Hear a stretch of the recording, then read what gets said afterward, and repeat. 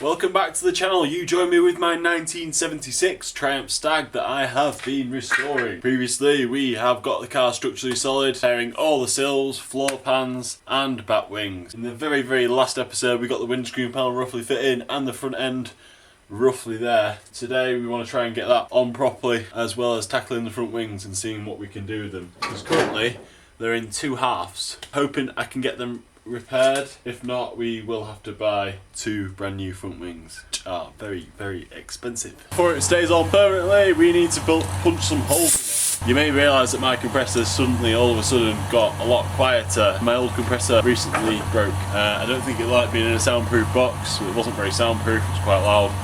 So I've had to replace it with a quiet one. So much better. Sounds more like a washing machine than a big engine making loud noises in your garage. So we are all hole punched out there. I've also drilled these to a slightly bigger size than the hole punch goes to, other than at the far end there. The thing is with this, it's slightly thinner metal than you have on your sills, so you can't put as much heat into the panel. The holes tend to fill up quicker with welds, so you're better off having them a little bit bigger, making sure you can get the penetration. The last thing you want is this rattling round front or risking falling off or cracking the bodywork when it's finished. So it needs to be on nice and good. Yeah, it fits quite well. Even fits quite well at the bottom as well, the new panel. I'm just going to get a couple more clamps on it and then I'm going to try and get the bonnet on. Again, I'm on my own, but I think if I wedge a piece of wood at the scuttle end, then it might give me a bit of headroom just to get the bolts in. It's quite hard working on your own. So here I am struggling away on my own. I wedged a piece of wood in there. And actually, in all honesty, it was a lot easier than I thought. But then again, I don't have to protect the paintwork. I've got the piece of chrome trim out here, hoping that this is in the right place. Everything else is relatively easy to solve, but if this is a mile out, it will be a little bit of a pain.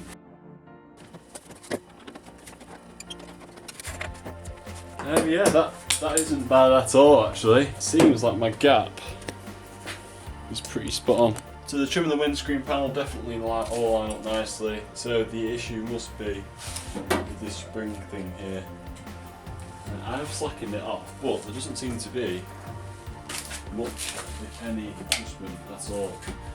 Slacken it up a bit more and we'll see. Actually get a thing moving. Yeah, there's absolutely tons of play in that striker plate, I'm going to call it. So yeah, after slackening off the plate, there's actually a lot of movement in there. I think I've made the right decision. But yeah, look at the gap. It seems a lot better all the way around. It definitely seems a little bit tighter there. I might be able to manipulate that edge back. But at the same time, it's really good everywhere else. Right, so I'm just going to make a few little tweaks over this far side over here. It is a handmade car, so they are never completely spot on.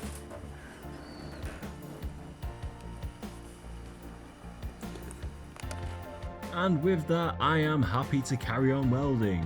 Rome wasn't built in a day, and I'm certainly not rushing welding this panel on. The windscreen panel really sits at the centre of all the shut lines on the car. I do not want this welded solid in place if it could be wrong. And so the windscreen seems to be mostly in place now. I've seam welded all along the front, laying tack over tack sort of seam. It's not been plugged obviously. Got it basically to a point where it's in and it's not going to move. I've basically got it nice and solid where the windscreen panel meets the bonnet. It's taken me ages to get that gap right and I don't want it to move anywhere. But I've not finished all the plug welds up the side of the panel.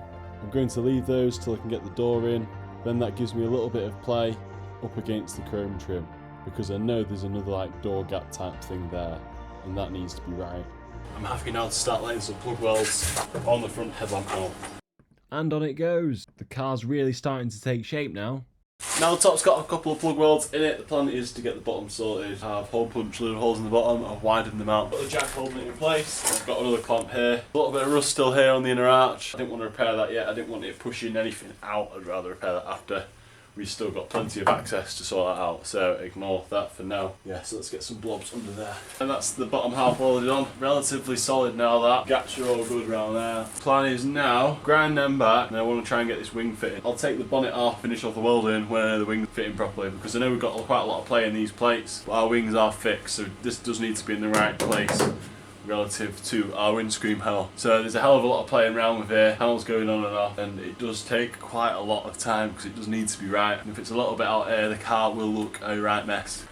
Right, now that that is on nice and solid at the bottom, so I can have a go to attempt to get front wings back together in one piece. I'm going to start the passenger side. So this came on the front end and it had already been chopped there. And then we've got that there that meets down at the sill.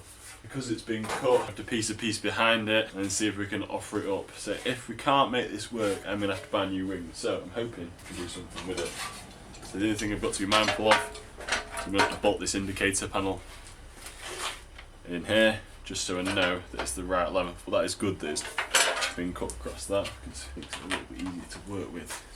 So here I go cleaning them up. Clean metal equals good welds. Alright, we just moved on to the bonnet because it's a slightly bigger workbench to work with. But yeah, I've just got to strip at the back, get a few tacks in it, and then we'll see if we can get this fitting.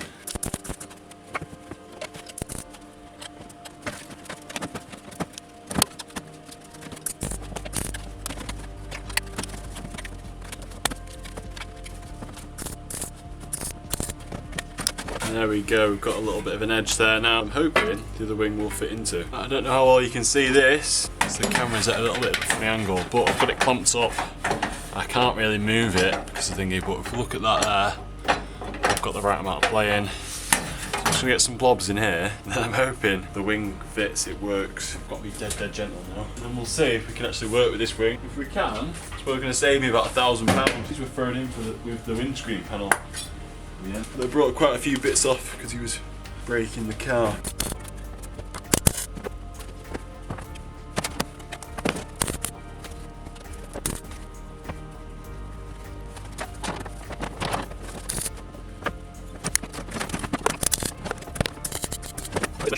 If you ask me, that doesn't look too bad.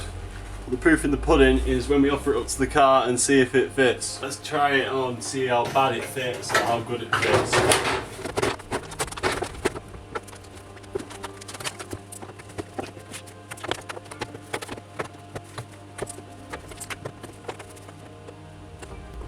Now for me, I'm pretty bloody happy with that. For the first attempt, I'm usually chopping these things on and off and doing all sorts. So I've just been playing around with the inner arch. Thought I was filming it on this, but apparently it wasn't running. So basically what I've done is feed the inner arch behind the wing while it's clamped into place in the correct position, marked it out, cut it basically flush, then I've just laid a few tacks to keep it in place. And that is the arch there welded on properly now. Some of that was a little bit of a pig to weld, even though I got it quite clean, but I've ground it down and it looks alright now, and it's definitely on there solid. There's a few plates that I'm going to have to make down low, but we can do that after. For now we just need to make sure that the wing still fits and nothing's moved too much. Let's see if it still fits. And yeah, that is really nice, that. Decent gap at the top, probably about 5mm, and then we've also nice and tight all around there. It's nice and two everywhere. Yeah, I'm quite happy with that. Now that I'm happy with this wing, the inner wheel arch fits properly, windscreen panel is properly to the bonnet, I just need to make sure that this fits in properly as well. On the old wing and front end, it looked like they ground a load off it and hacked it in and smashed it in and put a load of filler all over it, if you remember in the last episode. So I just need to make sure this fits properly. I'm not going to repair the other wing for the other side yet. There's going to be a little bit more involved. When the guy chopped it off the donor car, he also chopped off the outer lip, the arch there as well. So I do have a repair panel for that, and I'm going to try and fix this, but it's not quite as simple as the other one, especially with the fact that if you look there, it's been chopped around the indicator there, but we've lost the other half of it. So I'm going to need the car spun round, and yeah. Just want to slide that front slam panel into place and make sure it fits. I've got the very end of the other front wing clamped into place with a good gap between the wing and the bonnet. And yeah, it fits pretty good. There's a little bit of grinding that needs to be done, a few scrappy bits of metal, but they're easily ground down. I'm just taking a look at the repair panel for the lower section of the wing. There's a joggled line here going back. Now that is designed as a repair panel for if you're taking the sills off, replacing them, and you're not removing the front wings. Then that can just kick behind the wing panel there, then it can just be easily welded. The only issue with that is that you sit in a gully there behind the panel. That will tuck behind there. Now the issue with that, any condensation that forms in the car, if it's outside for any length of time, will just sit into there and that lip will rot out. I've seen it a few times before, so we don't want to do that. So what I'm going to do is I'm going to lose the lip there, cut it straight, line it up on there, I'll mark it out, I'll cut along the line, and because I'm able to take the panel off, I'm going to do a butt weld. But what I'll do, just like I did with that, is I'll put a little sheet behind it to keep it flush, keep it nice. It will also help me to avoid burning through. And there we go, the joggle lip is gone. We'll just line this up over here. Now I can cut right along that line. Measure once, cut 5 times.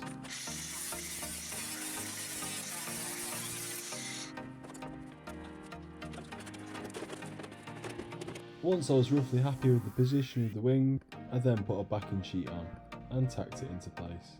Then the wing can be refitted, ready for the repair panel to be welded into place.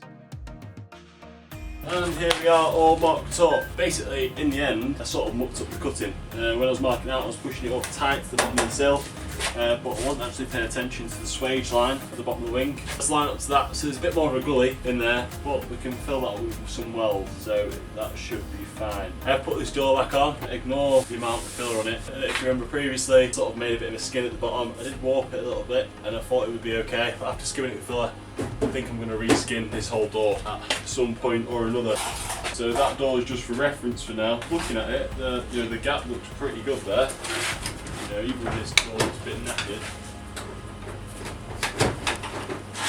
I have now spent quite some time getting that front wing fitting. I have replaced the lower section, replaced the front section, and repaired a little bit on the front as well. I've also repaired the front inner arch so it all fits properly now. We've got good gaps all on top of the wing, judging by the state of me. As you can probably tell, I've also bare metal the front wing. I was tempted to just scuff and spray that panel, but even though the panel seems to be quite new, and apparently it was changed on the previous car it was on, I think there's about 3 layers of paint on there. I don't know how that works out. Anyway, let's get some paint laid down. For this, I'm just using some red oxide primer. So there I am, putting it on the wings, and then the inner wing as well.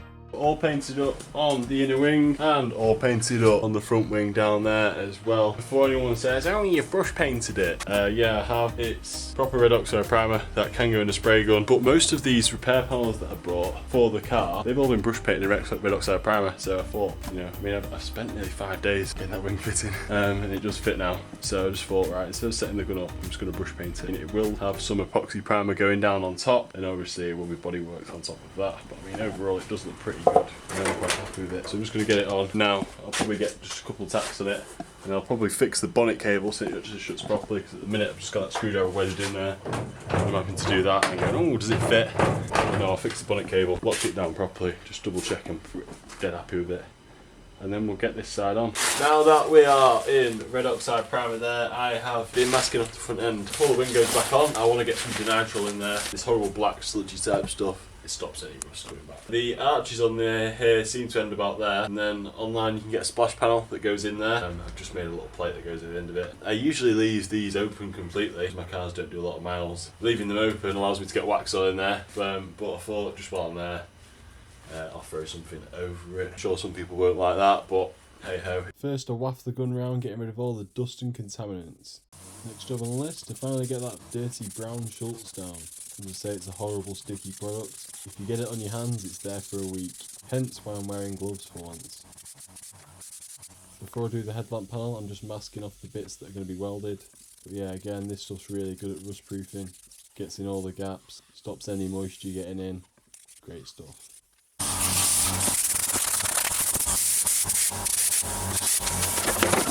One nice thick layer of sludge on there to protect it from the rust. Yeah, the camera stops then, don't know why, but yeah, it's all painted, it's all protected, that'll do us nicely. Now that we're all painted up, I've finished off the welding at the bottom of the A-post here, well, top of the A-post even. The windscreen is now pretty solid. I'm basically ready to take the wing on. So I thought, oh yeah, I'll just get the bonnet so it locks properly. And I WD-40'd up the lock, made sure it moved nicely, and then yeah, it's locked nicely. And as I tried to open it again, the cable just snapped. The cable didn't actually look in that bad nick, but yeah, it's completely gone now.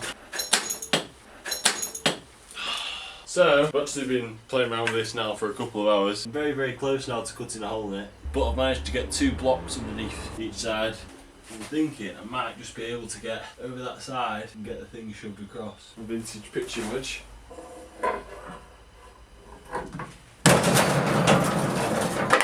Brilliant. Revisit the Kenlo fan situation. Someone in the comments said that there's a plug that goes just into the radiator and you have the sensor going in there. Now that is true on most classics, but on these cars I'm pretty sure that sensor that plugs into the radiator is for the temperature gauge on the dashboard. I don't know if you'll be able to fit like a split wire that goes to that.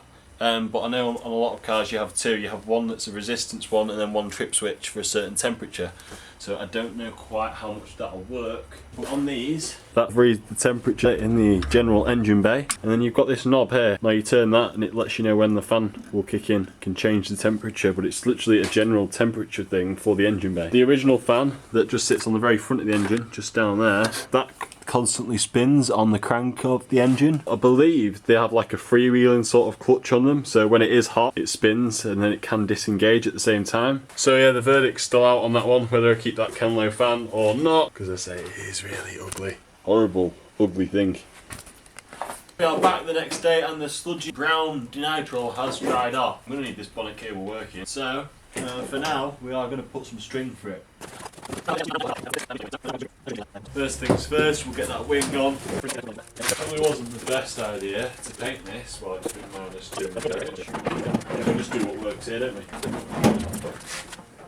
Is it a proper job, probably? Kind of time for a rough moment through the first time putting it down with the wing in place.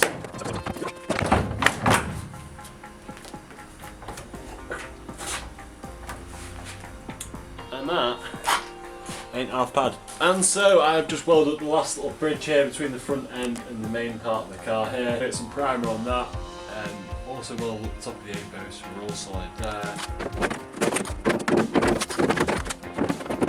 All this is just about tweaking it around. Clamp it at the front, clamp it at the back, move it a little bit, clamp it at the front, clamp it at the back, move it a little bit.